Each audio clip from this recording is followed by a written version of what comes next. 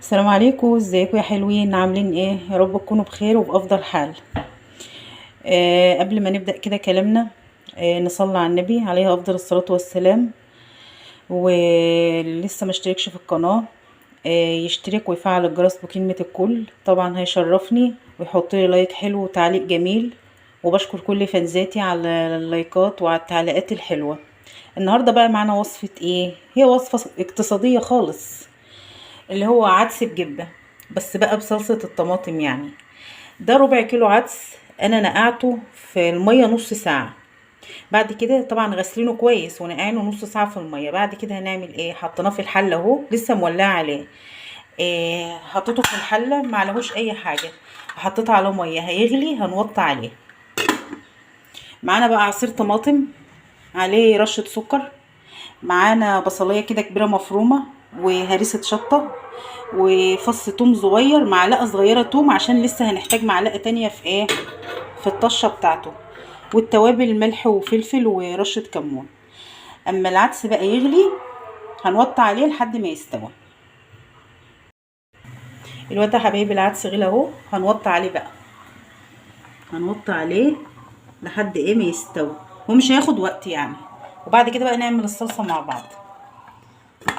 وعاملين بقى كده فنجان القهوة كده، هو مش فنجان، انا بشرب كوباية عم تظبط دماغي. وشوفوا بقى لما المطبخ يكون نضيف حواليكم. شوفوا مطبخي، بس عشان النور مقطوع طبعا، طافية الشفاط. احلى حاجة ان انت بقى تروقي على نفسك كده، وتعملي بقى حاجتك ايه برواق. شوفوا المطبخ زي الفل. دي الحتة دي الاولاد بياكلوا عليها. وهيستوى بقى ونعمل مع بعض ايه. ظبطي بقى، شوفوا ماما بعتت لي الزيتون، بعتلي ايه بدل البلطمان 2. وانا بحب يعني ايه شارك فانزاتي كل حاجتي يعني. فنظمي كده حياتك زي ما انا منظماها كده، وقفي اطبخي وحاجتك ايه منظمه كده. خلاط عصير الطماطم اغسليه كده، مش عشان القانون انا بعمل كده، انا على طول بعمل كده. ويخلص بقى العدس ويستوى، ونشطفه تحت الحنفيه شطفه، ونعمل الصلصه مع بعض. الوقت يا حبايبي العدس اتسلق اهوت، بس لازم نغسله من الميه بتاعته عشان ما يغمقش الصلصه. وحطينا الحله على النار، هنحط فيها زيت مش كتير قوي يعني. وهننزل بالبصله، نزلنا بالبصله اهو يا حبايبي. يعني هتصفر بقى كده، ونقوم حاطين عليها بقى ايه بقيه المكونات. خليكم معايا بقى خطوه بخطوه. الاكله ده هتعجبكم قوي قوي، دي بتتاكل بعيش ناشف او محمص. دلوقتي يا حبايبي البصله احمرت اهي، هننزل عليها بهريسه الشطه، ونص يعني معلقه صغيره توم، خدنا ايه نصها كده. هننزل على البصله بقى بيهم. ولو عايزين طريقه هريسه الشطه هتلاقوها على القناه.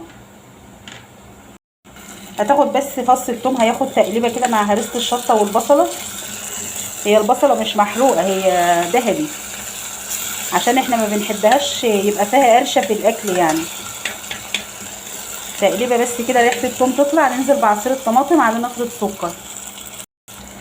هننزل بقى بعصير الطماطم. بسم الله الرحمن الرحيم.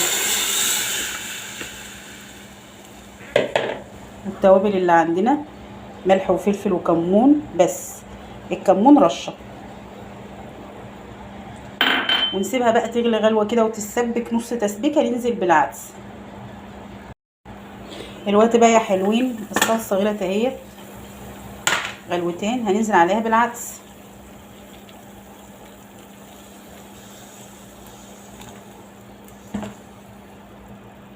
نزلنا بالعدس. انا وقفت عشان مش عارفه بمسك بايد واشتغل بايد فما عرفتش، فنزلت على الصلصه اهو بالعدس.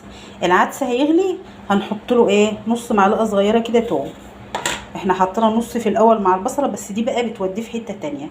ولو وصلت لحد هنا يا قلبي، حط لي لايك حلو لايك جميل. شويه عدس بجبه بقى، لوز العنب لسه هنعمل لهم بقى الطشه دي بتوديه في حته تانية. يغلي بقى ونقوم حاطين فص الثوم. غلي اهو، هننزل بقى بنص فص، نص يعني فص توم. تقليبه بقى كده، ونسيبه بقى لحد ايه ما يتسبك. هو قرب يتسبك يعني. عشان نعمل له الطشه. شوفوا لونه احمر وجميل ازاي. ده كمان الاضاءه مش حلوه يعني عشان غسلناه. دلوقتي يا حلوين بقى السبك اهوت العدس وخلص. نعمل بقى الطشه مع بعض. حطينا كده معلقتين زيت كده وفص ثوم، واما الثوم يتحمص شويه هننزل عليه بالكزبره الناشفه. فص الثوم اهوت بقى لونه ذهبي، هننزل عليه بشويه كزبره ناشفه مش كتير عشان ايه ما تمررش الاكل، زي طشه الملوخيه بس بتدي للعدس ابو جبه بقى طعم خطير. ما تنسوش اللايك يا قلبي. الناس شامه الوقت الروايح يفكروا ان انا طبخه ايه بقى لحمه وفراخ وكده. الاكله دي بقى حمصولها بقى الرغيفين كده بلدي، هي بتتاكل بالعيش. الطماطم اتحمصت اهي بقى، هننزل عليها بايه بقى؟ بالعدس بقى يا حبايبي. والله الله الله يا سيدي على الجمال. ونقوم بقى جايين عاملينها كده اهو، وننزل عليها بقى ايه في حله تاني كده. هتاكلوا شويه عدس زي ما الكتاب قال. شوفوا الجمال بقى. تقليبه بقى كده شويه عدس عجب. ولو عجبكم بقى الفيديو، واللي لسه ما اشتركش في القناه يشترك ويفعل الجرس ويشرفني ويحط لي لايك حلو وكومنت جميل. وهتوحشوني كتير لما الفيديو الجاي. وباي باي.